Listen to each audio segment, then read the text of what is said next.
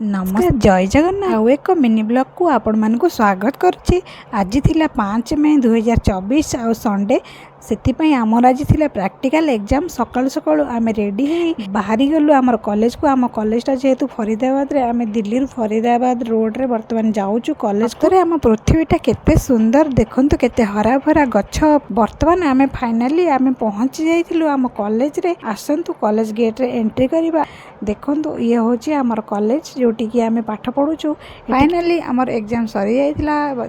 एबे बाजी गलानी 3:03 वर्तमान टेम्परेचर अच्छी दिन 45 डिग्री टेम्परेचर कि बहुत जोर गरम होची। ए गरम रे कुआडे बाहर को जीवा बहुत कष्ट किंतु तथापि मनीष करिवार कर्म करिवार अछि। जेते बाधा विघ्न आसु कर्म करि चलिबा आ भगवान को ऊपर भरोसा रखिबा। समय अनुसार कर्मर फल निश्चित मिलिबो। तो वर्तमान आम एग्जाम दे घर को फेरुचु। जेहेतु बहुत जोर खरा होतिला हम बहुत बाधा लागुतिला। घर को पहुंची आम दी जण रेस्ट करिथिलु।